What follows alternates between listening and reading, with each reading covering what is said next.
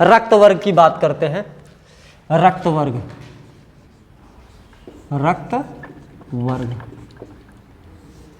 इसी पे चर्चा होगी। किस पे? रक्त वर्ग पे, ब्लड ग्रुप पे। कल हुई थी कुछ, हमने आपको हल्का सा संकेत दिया था कि ब्लड ग्रुप कितने होते हैं? 4, ए बी और ओ। अब सवाल यह है कि इसको खोजा किसने, यानी ब्लड ग्रुप को खोजा किसने? तो एक वैज्ञानिक आते हैं लैंडस्टीनर। कौन आते हैं?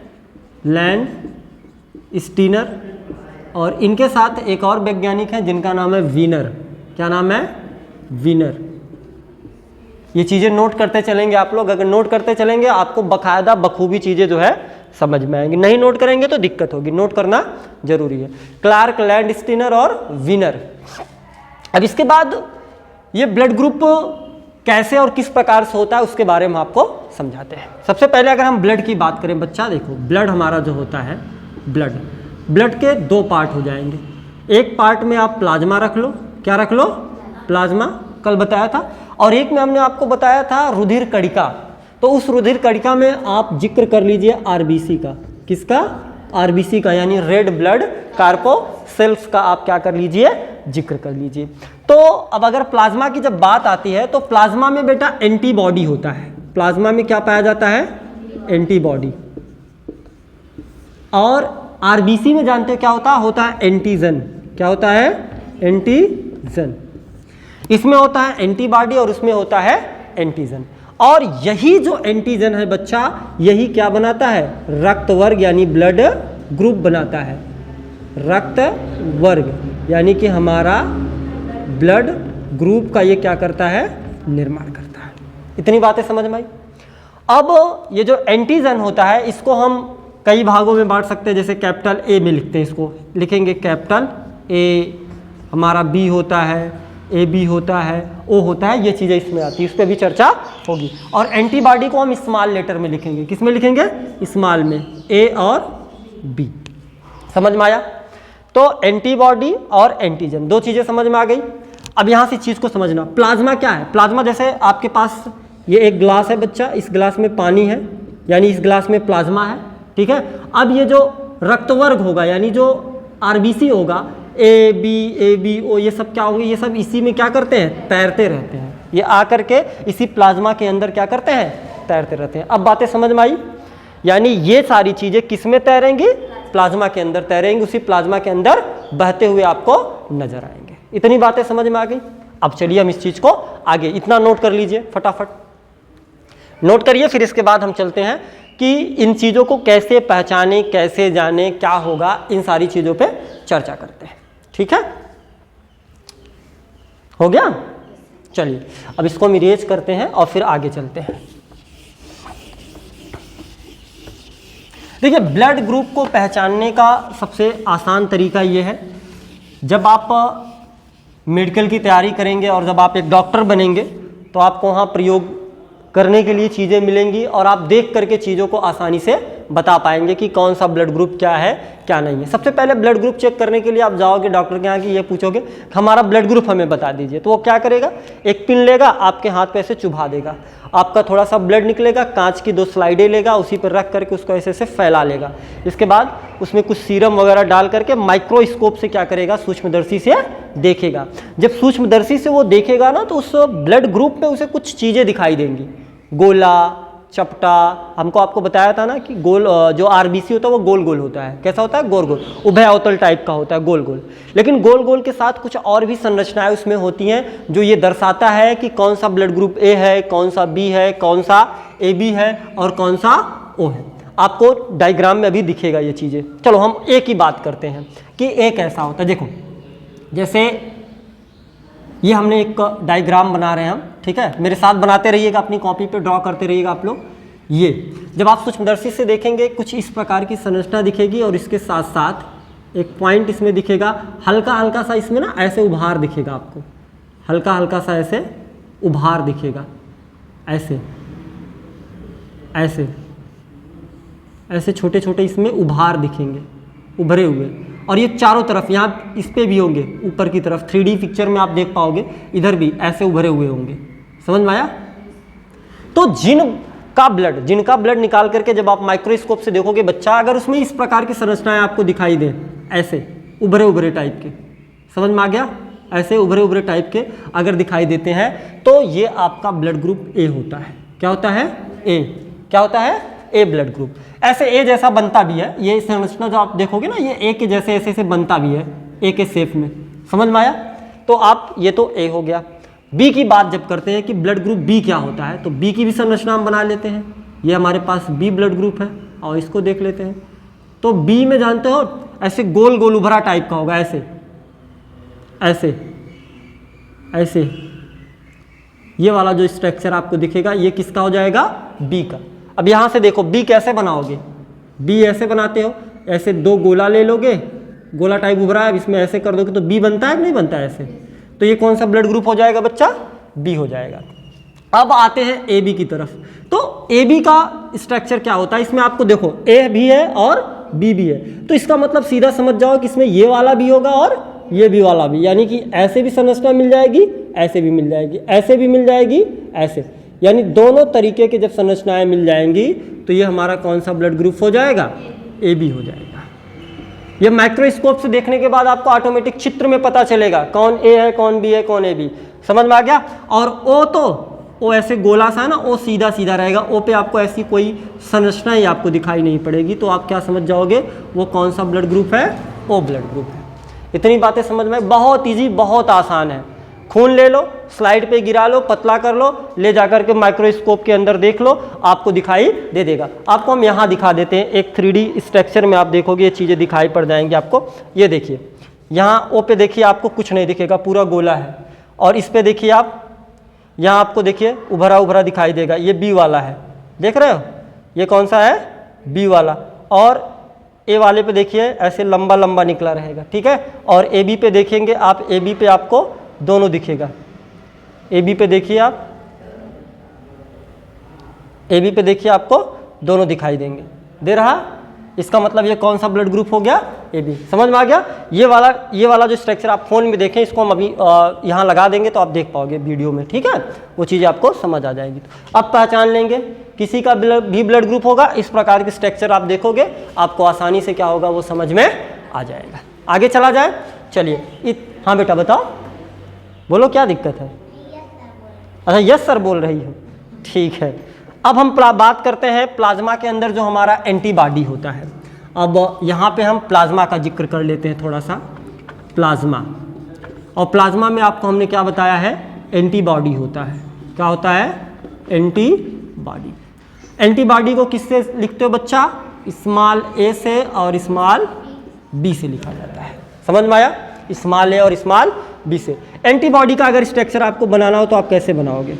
एंटीबॉडी कुछ इस प्रकार के होते हैं, ऐसे टाइप के, ठीक है, ऐसे ऐसे करके एंटीबॉडी बनता है आपका, ये एंटीबॉडी होता है। अब सवाल ये है कि किसमें कौन सा एंटीबॉडी होता है और किसमें कौन सा एंटीबॉडी नहीं होता। सिंपल समझो, ए है, ए का उल्टा क्या होगा? बी, तो इसमें एंटीबॉडी बी। बी का उल्टा क्या होगा? ए, तो इसमें एंटीबॉडी ए। और ए बी है ना, ए बी में कौनो एंटीबॉडी हो भी नहीं करता, इतना जानो, ए बी में किसी भी प्रकार का एंटीबॉडी नहीं होता है। और ओ के अंदर ए और बी दोनों एंटीबॉडी क्या होते हैं? पाए जाते हैं। समझ में आया? ए के अंदर कौन सा एंटीबॉडी? बी। बी के अंदर कौन सा एंटीबॉडी? ए बी के अंदर कोई नहीं, और ओ के अंदर ए और बी दोनों एंटीबॉडी जो है वो मौजूद रहते हैं, दोनों एंटीबॉडी पाए जाते हैं। अब ओ ब्लड ग्रुप जिसका होता है वो जानते हो बीमार नहीं होता, मतलब उसके अंदर एंटीबॉडी दोनों तरीके के, एकदम बढ़िया। इसमें है किसी का? क्या है? चेक कराओ तुम्हारा, हमको लगता है ओ होगा, और ओ में क्या होगा? ओ होगा तो एंटीबॉडी ज़्यादा मजबूत, इसलिए तुम बीमार नहीं हो रही हो। बीमार हुई हो? लास्ट टाइम कब बीमार हुई थी? अच्छा यूकेजी में, बड़ा लंबा बीमार हुई थी, हमको लगता है इतने दिन बाद इतनी बड़ी हो गई अब बीमार हुई फिर से? सर्दी बुखार होता है? अच्छा एक आध बार ऐसे नॉर्मली हो जाता है, तुम बीमार नहीं, तुम्हारा तो हमको लगता है तुम्हारा ब्लड ग्रुप वो है, जा करके चेक कराना, ऐसे होता है, ठीक है, कहने की बातें हैं। ये चीज़ें समझ में आई, ये भी नोट कर लो फटाफट। ए में बी एंटीबॉडी, बी में ए एंटीबॉडी, ए बी में कोई नहीं, और ओ में ए बी दोनों प्रकार के एंटीबॉडी पाए जाते हैं। समझ में आ गया? आज ब्लड ग्रुप आपका खत्म कर देंगे, ब्लड ग्रुप आप आज आपका जो है ये खत्म हो जाए। हाँ बेटा मिटा दें, चलो आगे चलते हैं। अब ब्लड ग्रुप में एक चीज आपने ये देखा होगा, A positive, B positive, O positive, negative, देखा है नहीं देखा है? चलो इसके बारे में आपसे बताते हैं। आप लोगों ने बंदर देखा है? बंदर देखे हो? अच्छा, एक बंदर है रीसस, एक बंदर क्या होता है, एक बंदर है रीसस, रीसस, ठीक है, रीसस बंदर, ये लाल मुंह वाले बंदर होते हैं। अपने यहाँ जो है वो कौन से बंदर है यहाँ, वो तो काले काले वाले लाल वाले हैं? लाल वाले हैं, 2-3 लाल वाले और सब काले वाले। सफेद बंदर आया है? क्या बात कर रही है, कहाँ? उधर से हम जाते हैं, हमको कभी सफेद बंदर नहीं दिखा। इसको सफेद बंदर देख लिया, कुछ और देख लिया। कह रही सफेद बंदर, लाल मुंह वाले जो बंदर होते हैं उनको हम रीसस बंदर कहते हैं। बच्चा कौन सा बंदर कहा जाता है? रीसस बंदर होते हैं। तो एक वैज्ञानिक थे, उनका नाम था वीनर। क्या नाम था? वीनर। वीनर एक वैज्ञानिक थे। इन्होंने बंदरों को लिया, पकड़ा नहीं, मतलब उन पर रिसर्च किया, बंदरों को लिया और बंदरों से खून निकाला उनका। कुछ बंदरों का खून लिया, उस पर शोध कर रहे थे, खोज वोज कर रहे थे। तो जानते हो कुछ नई चीज़ें पाते हैं। मान लो किसी बंदर का ब्लड ग्रुप ए है, तो आपको अभी हमने बताया ऐसी ऐसी संरचनाएं मिल जाती थी ए वाले में ना, ऐसे टाइप की बना लो, जैसे बनाए थे ऐसे ए टाइप की, ठीक है, ऐसे ऐसे बना लो, ये ए वाले हैं। लेकिन जब वीनर देख रहे थे ना कि किसी किसी बंदर में ए के साथ साथ यहाँ पे एक और स्ट्रक्चर उन्हें मिलता था, एक और स्ट्रक्चर को क्या कर पाते थे, देख पाते थे, कुछ इस प्रकार के, ये देख रहे हैं, कुछ इस प्रकार के स्ट्रक्चर उनको दिखाई पड़ता था। वो ज़्यादातर नहीं, बहुत कम ही बंदरों के अंदर देखने को मिलता था और किसी के अंदर नहीं मिलता था। इसी प्रकार सा बी वाला था, किसी का ब्लड ग्रुप बी था तो उसके अंदर भी वो इस प्रकार की संरचनाएं जो है देखने को उनको मिलता था, चौड़ा चौड़ा, ठीक है, इस प्रकार का। तो उन्होंने एक बात कही कि ऐसा है जिसके अंदर, जिस भी ब्लड ग्रुप के अंदर बेटा क्या मिलेगा, ये वाला मिलेगा, वह पॉजिटिव हो जाएगा। वो क्या हो जाएगा? पॉजिटिव हो जाएगा। और जिसके अंदर नहीं मिलेगा वो क्या हो जाएगा? निगेटिव हो जाएगा। समझ में आया?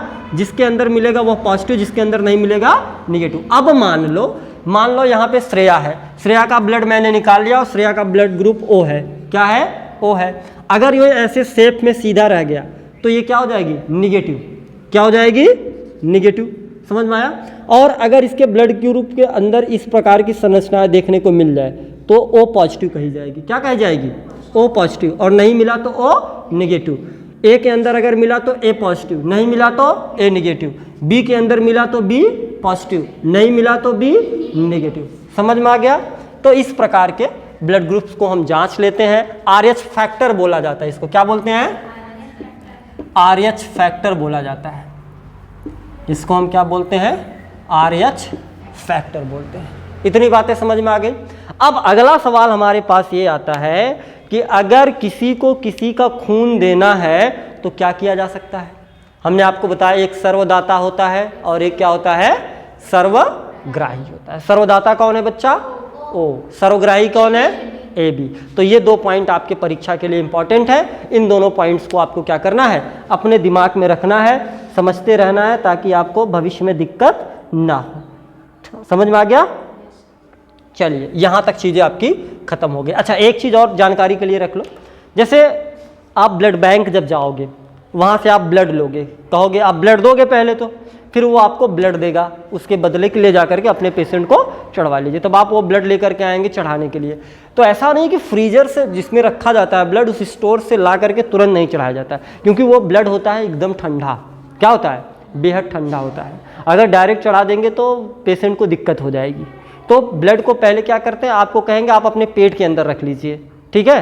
कहाँ रखिए? पेट के अंदर, या कुछ देर बाहर ऐसे नॉर्मली रख देंगे, ताकि उसका ब्लड का टेम्परेचर क्या हो, आपकी बॉडी के टेम्परेचर या आसपास के क्लाइमेट्स के टेम्परेचर के बराबर हो जाए। तब उस ब्लड को बॉडी के अंदर चढ़ाया जाता है। अगर डायरेक्टली चढ़ा दिए तब तो दिक्कत हो जाएगी। तब क्या हो जाएगी?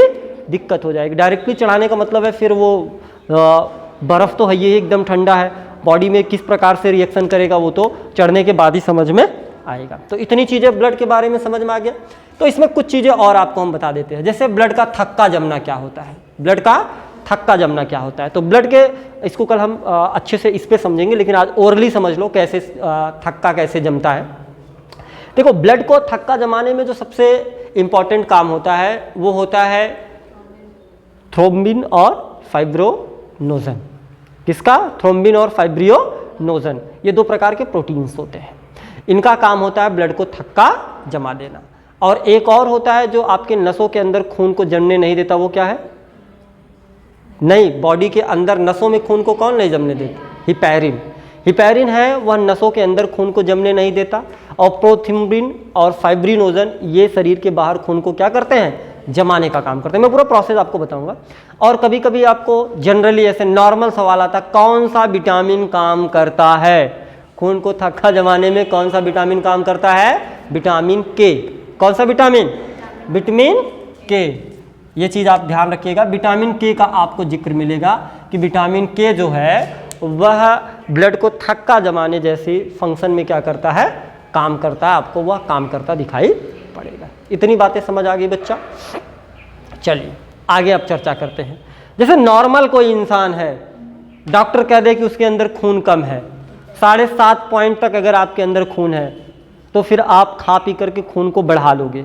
7.5 पॉइंट से कम आता है तो डॉक्टर कोशिश करता है कि दवा दे करके और खान पान को सुधार करके खून को बढ़ा दिया जाए, नहीं तो फिर एक ऐसा स्टेज आता है जब खून को चढ़ाना पड़ता है। समझ में आया? ये बहुत ही विकट परिस्थिति होती है जब खून को चढ़ाना पड़ता है। एक बीमारी है एनीमिया टाइप का, ठीक है, रक्ताल्पता, खून की कमी।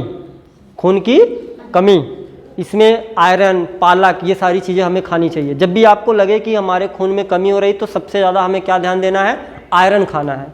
आयरन किस में मिलता है?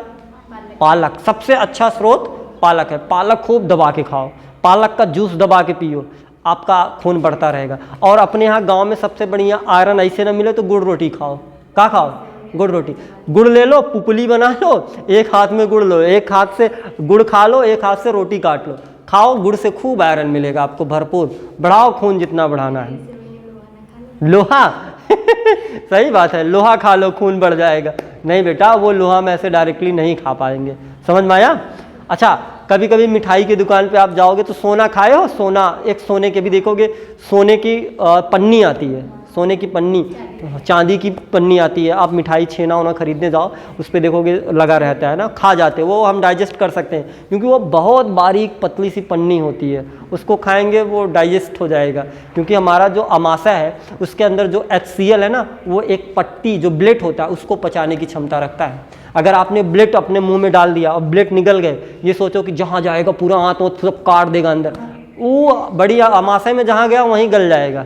HCl इतना पावरफुल है, वह उसको क्या करेगा? गला करके खत्म कर देगा। इतनी बातें समझ में आ गई। ब्लड का 2 पार्ट आपने लगभग कंप्लीट कर लिया। एक लास्ट पार्ट में आपको थोड़ा सा पढ़ाएंगे, आपका ब्लड पूरी तरह से खत्म हो जाए। समझ में आया? किसी को कोई डाउट, कोई सवाल? चलिए, बड़ी अच्छी बात है। बाकी